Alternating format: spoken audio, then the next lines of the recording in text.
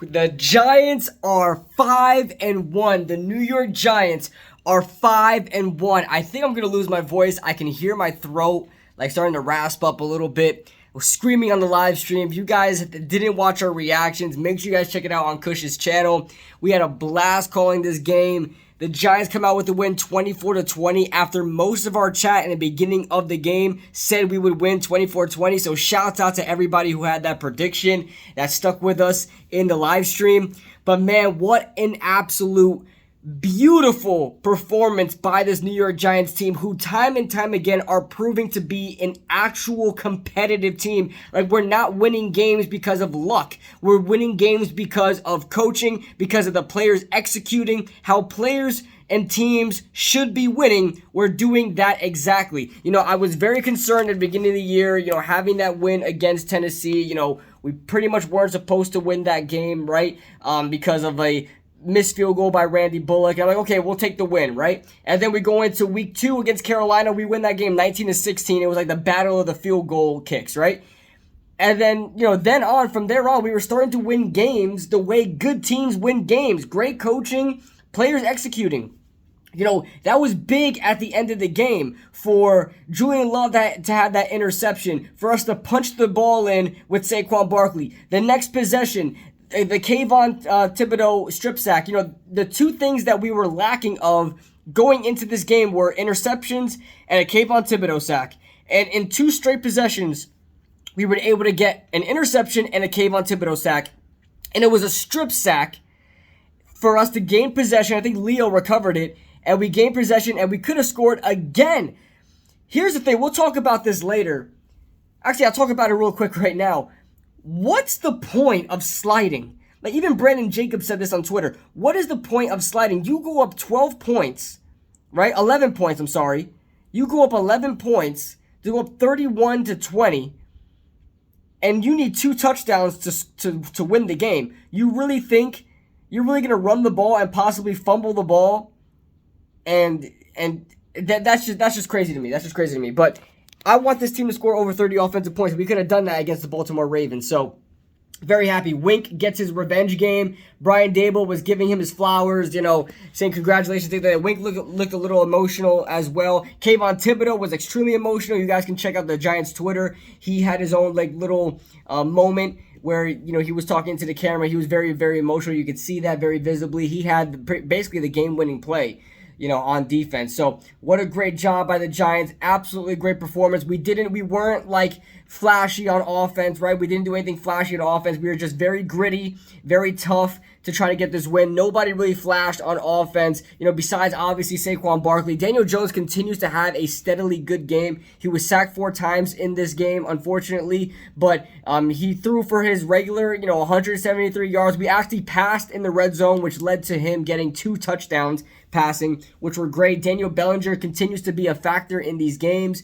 Wan'Dale Robinson made an appearance. That's something that was big for us, was the slots, right? We talked with Engraven on Wednesday, and we talked about the weaknesses of the Baltimore Ravens defense, and he said it was the slot position and, guarding the slots, and Wan'Dale Robinson took advantage of that. His numbers weren't really flashy. 3 receptions, 37 yards, and had a touchdown. He also dropped the pass, too, which could have went for some yardage. As far as Baltimore goes, listen, they played a good game. They just crumbled at the end of the game. Shouts out to Baltimore. They're not a bad team. They just shoot themselves in the foot. It's really what they've been doing. It's very similar to 2015 Giants, right? We weren't as good as this Baltimore team was, but 2015 Giants or 2014 Giants, one of those teams, we couldn't close out games. And Baltimore has that same issue this year. They cannot close out games. They started off hot. They got up to 20 points. It was 20-10. Very, very similar to last week against Green Bay. We were down 20-10 at halftime, but we were down 20-10 in the fourth quarter. We found a way to come back in that game and overcome a 10-point deficit, just like last week. Baltimore just squandered that in 2 possessions. They wind up to lose the game. That's just something that, man, that's really unfortunate. That's really unfortunate. And we could have scored them by 2 possessions as well, by 2 touchdowns as well. The running game was working for the Baltimore Ravens. They ran for a total of 211 yards on us with just 3 players, all right? Lamar Jackson, Kenyon Drake, and J.K. Dobbins. J.K. didn't really do much in this game. He was on a snap count. He only had 15 yards and 7 carries. Kenyon Drake had 10 carries, 119 yards. He was slashing and dashing through our line.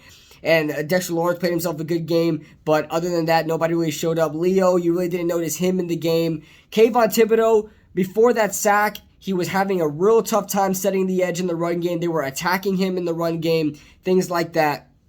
And he was actually getting a lot of pressure in the passing game, just wasn't able to hit home, but he was able to in the waking, moments, right? In the last final moments of the game, he was able to come through and come up in the clutch. The defense played great. Adoree had himself a really good game. He had a couple of passes defense in his game. I want to say 2 or 3. Fabian Moreau did his part as well. You didn't really see too much of Darnay Holmes in there.